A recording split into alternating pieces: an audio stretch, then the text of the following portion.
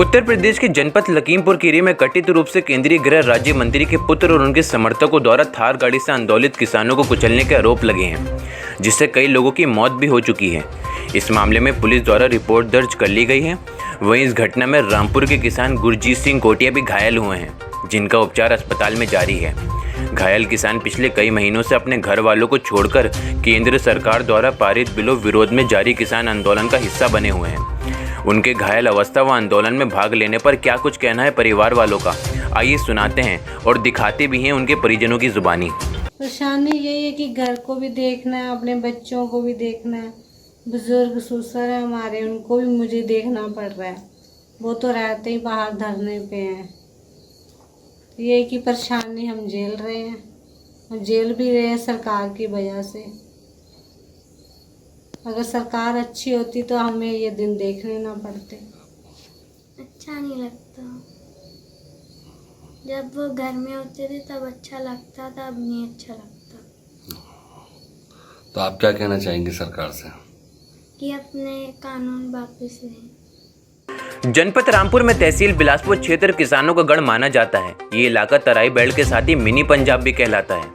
केंद्र सरकार द्वारा किसानों को लेकर 3 बिल संसद में पास किए गए हैं, जो पंजाब, हरियाणा, दिल्ली और उत्तर प्रदेश आदि के किसानों को कतई मंजूर नहीं है और जिसको रद्द करने की मांग को लेकर तकरीबन 10 महीनों से दिल्ली बॉर्डर पर धरना जारी है।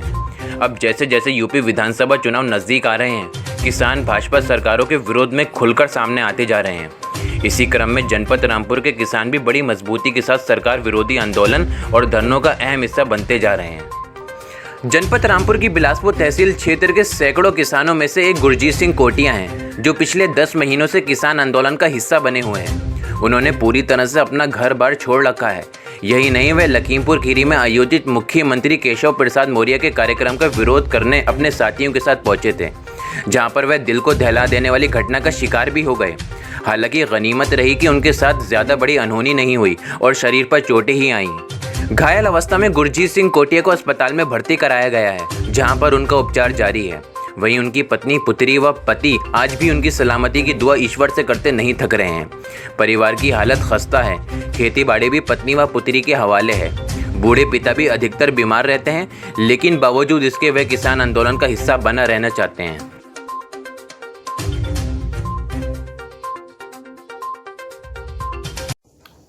जी, क्या नाम है आपका? हरमनप्रीत कौर। अच्छा, आपके पति का क्या नाम है? गुरजीत सिंह कोटिया।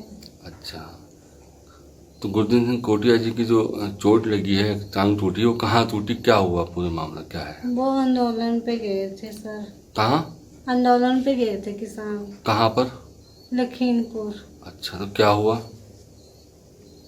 वहाँ पे यही कि कह रहे पत्थर बर्फ किया है और गाड़ी चढ़ाई है उनके ऊपर। उनकी टांग भी टूट गई है और टांग का ऑपरेशन भी हुआ है। तो हम तो सरकार से बहुत ज़्यादा परेशान हैं। जो कानून है वो वापस लें, अपने काले कानून जो उन्होंने दिए हुए हैं। तो आपको क्या क्या परेशानियों का सामना करना पड़ रहा है इसमें, जब पति आपके आंदोलन पे जाते हैं? तो परेशानी यही है कि घर को भी देखना है, अपने बच्चों को भी देखना है, बुजुर्ग ससुर है हमारे, उनको भी मुझे देखना पड़ रहा है। वो तो रहते ही बाहर धरने पे हैं। ये की परेशानी हम झेल रहे हैं, हम झेल भी रहे हैं सरकार की वजह से। अगर सरकार अच्छी होती तो हमें ये दिन देखने ना पड़ते। हम सरकार से परेशान हैं। आप क्या चाहती हैं? आप क्या चाहती हैं? हम तो ये कह रहे हैं जो काले कानून दिए हैं वो अपने वापस लें। किसान भी बेचारे बैठे हुए हैं, अपने परेशान हैं वो भी। तो आप महिला हैं, कितने बच्चे हैं आपके? मेरा एक बेटा है प्रभजोत सिंह और बेटी है गगनप्रीत कौर। तो कैसे परवरिश कर रही हैं जब पति आपके आंदोलन में होते हैं? तो बच्चों जैसे घर चलाया जाता चला रहे हैं। आपको क्या क्या परेशानियाँ आ रही हैं आपको? परेशानी यही है, वो घर नहीं होते हैं तो मुझे ही घर का पूरा काम करना पड़ता है, ससुर को भी देखना पड़ता है, वो भी बुजुर्ग हैं। किसी टाइम मुझे उनको बाहर भी लेके पकड़ के जाना पड़ता है। तो आप अपने पति को रोकते नहीं? पति को अगर रोकते हैं तो कहते हैं अगर हम ही घर बैठ के तो हम फिर खाएंगे क्या। लेकिन बाहर तो जाना ही पड़ेगा, जो किसानों के साथ चलना पड़ेगा। आदमी के पीछे आदमी जाता है। आपके पति की ये हालत है, ठीक होने के बाद क्या वो फिर आंदोलन में जाएंगे? जी जाएंगे, कहाँ जाएंगे? आंदोलन पे जाएंगे अपना सही हो जाएंगे? हाँ जी, जब ठीक हो जाएंगे। तो आप उन्हें रोकेंगे नहीं? नहीं, हम क्यों रोकेंगे, सब उनके साथ है तो हम क्यों रोकेंगे। तो आपको अकेले जो घर रहती हैं, खेती भी करती हैं, तो कैसे मैनेज कर रही हैं आप? सर क्या मजबूरी है, करना पड़ेगा। जब बच्चे पालने, किसी तरह बच्चे को पालने की वजह से घर भी चलाना है। पति ने तो बाहर देखना ही है। तो अब आप क्या चाहती हैं सरकार से? हम यही कह रहे हैं, किसान जो अपनी मांगे मांग रहे हैं वो उनको मान जानी चाहिए। इतने परेशान हैं।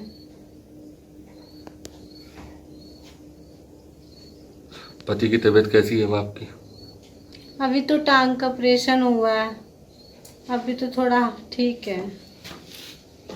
जब आपको पता चला कि पति की टांग टूट गई, वहाँ पे लखीमपुर में ये मामला हुआ है, जी तो आपको डर लगा? जी, घर पे तो हड़कंप मच गई कि हमने तो सोचा भी नहीं था ऐसा हो जाएगा। हमें पता होता तो पहले भी वो जाते थे। ये तो है नहीं, पहली बार गए थे। हमने बाद में सोचा, हमने क्यों जाने दिया। बाद में ये कहने लगे कि नहीं, पहले भी तो मैं जाता हूँ, कोई पहली बार तो ना जा रहा हूँ मैं। तो अब सही होने के बाद आप उन्हें जाने देंगे फिर दोबारा? जी, जब सरकार नहीं मानेगी तो वो खुद ही जाएंगे। गगनप्रीत कौर।